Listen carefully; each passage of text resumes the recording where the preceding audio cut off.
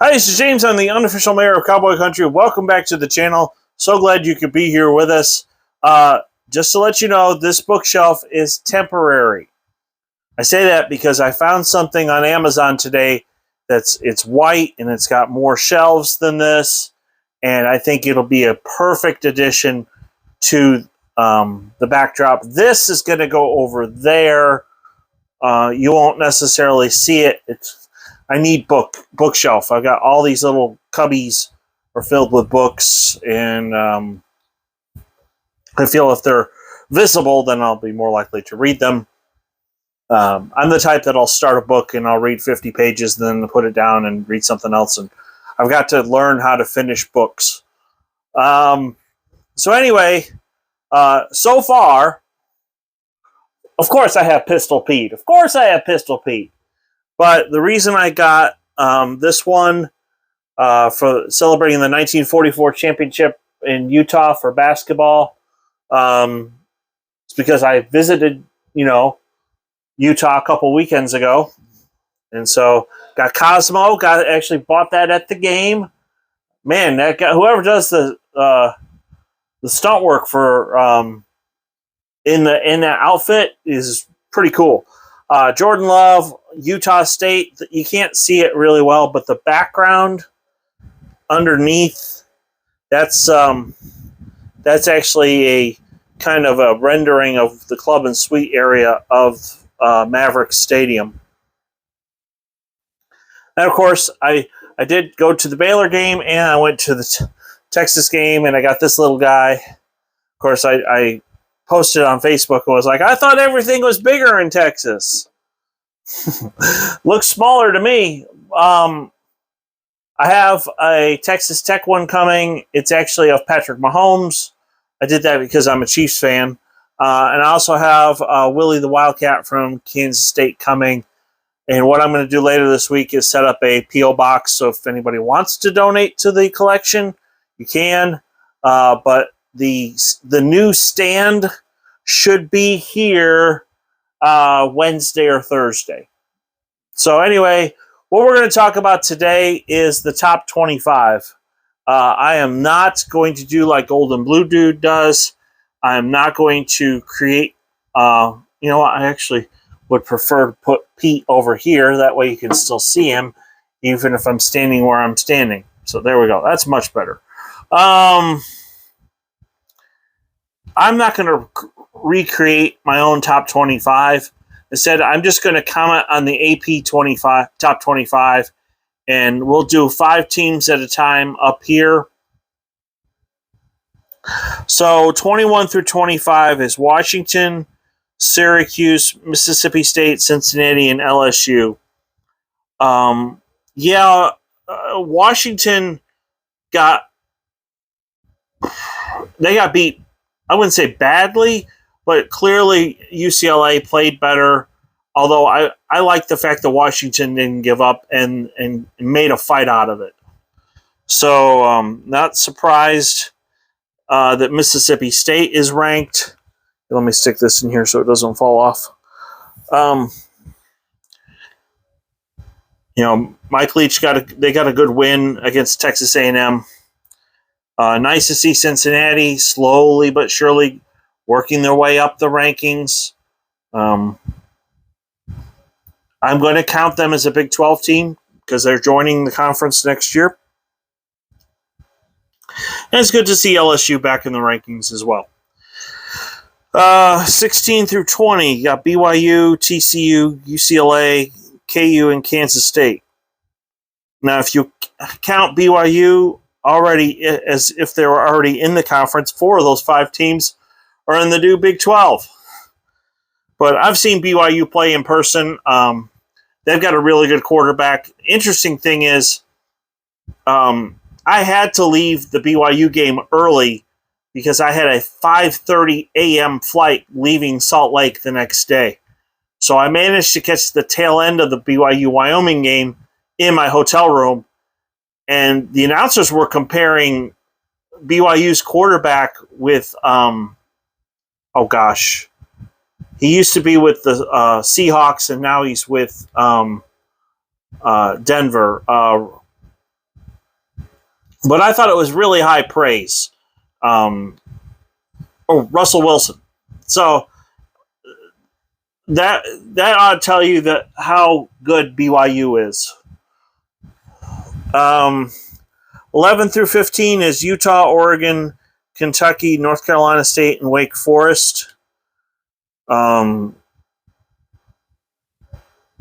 Utah obviously fell short when they went to Florida, but I thought they played really well, and I thought they were physical. And the thing that impressed me the most was the fact that they're playing an SEC team, but it wasn't like Florida completely dominated them. Utah was going toe-to-toe with them, especially up front on the offensive line and defensive line. So they're a good football team. Yeah, Oregon got thumped early this year. But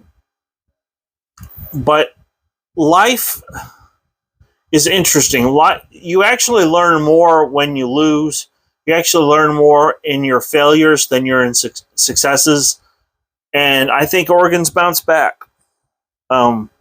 Kentucky's a decent team. I think they're a sleeper to win the SEC East. Look, earlier this year I made a prediction that the winner of the Florida-Kentucky game would win the SEC East. And I'm going to stick with it. Kentucky's got to beat Georgia to do that. So, and NC State obviously proved that they're much better than I thought they were, especially the way they played against Texas Tech. 6 through 10, there's USC, Oklahoma State, Tennessee, Ole Miss, and Penn State.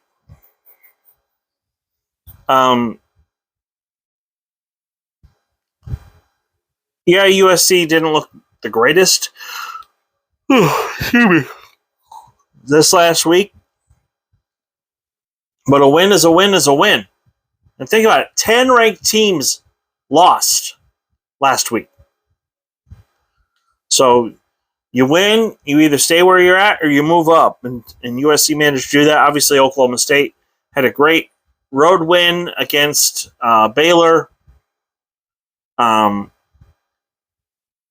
They managed to keep Ika at bay on the defensive line for Baylor, and that was really good.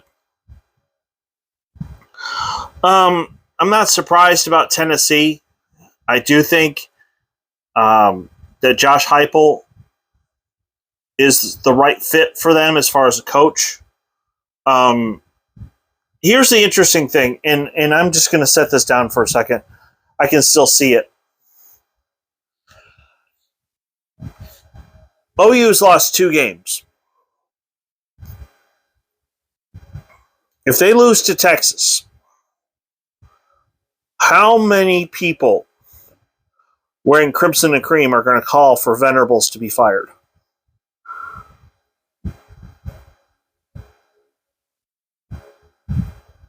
I think, personally, just like this bookshelf, yeah, there's stuff up top, but there's nothing here and there's nothing here.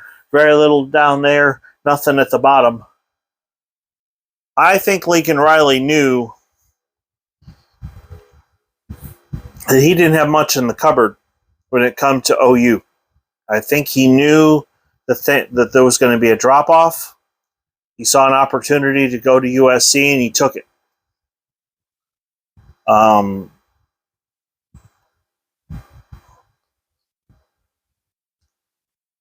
If OU finishes worse than 8-4 this year, granted, they already have 2 losses. They haven't played Texas. They haven't played Oklahoma State. They haven't played Kansas yet. Kansas is a decent team. Now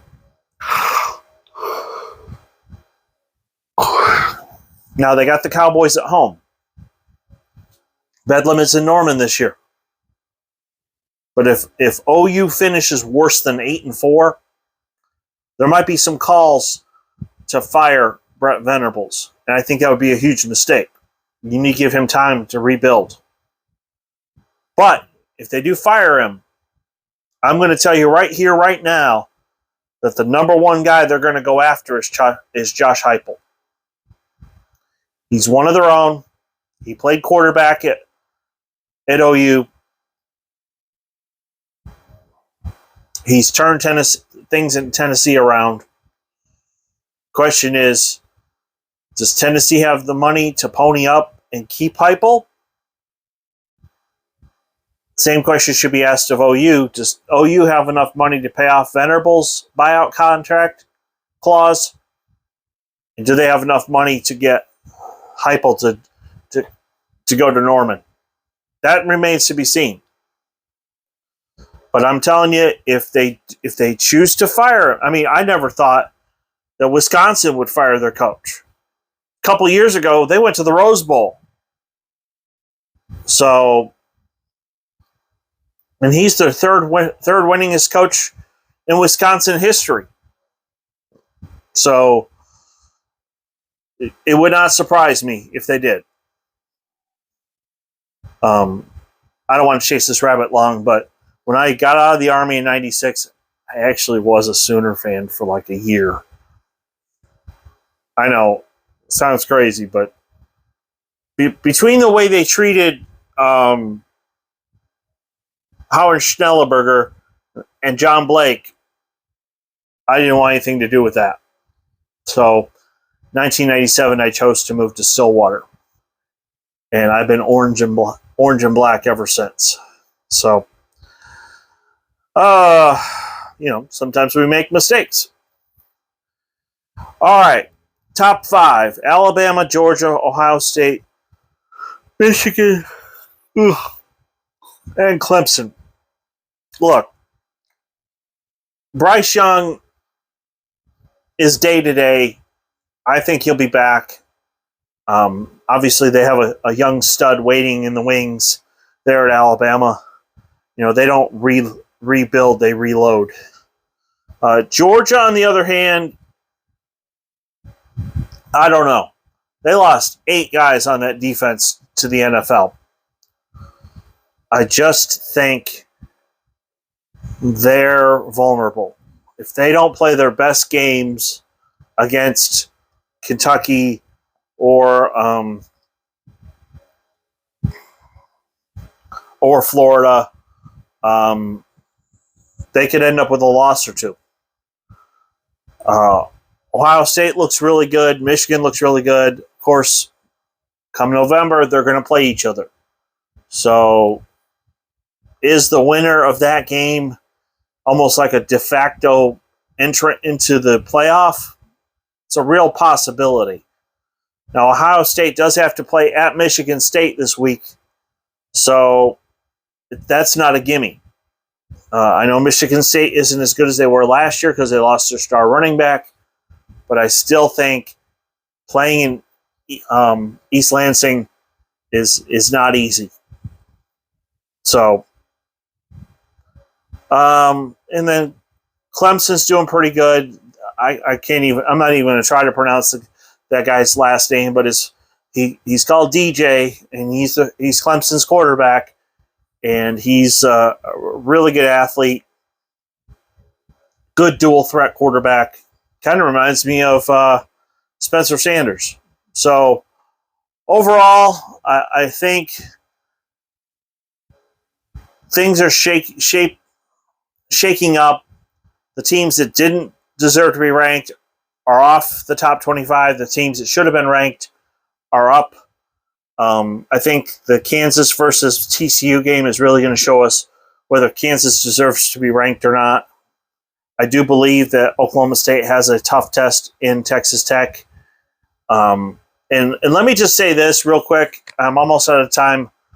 Pump the brakes on the whole Big 12 title thing. Oklahoma State needs to get bowl eligible first, and then we'll start thinking about the Big 12 championship.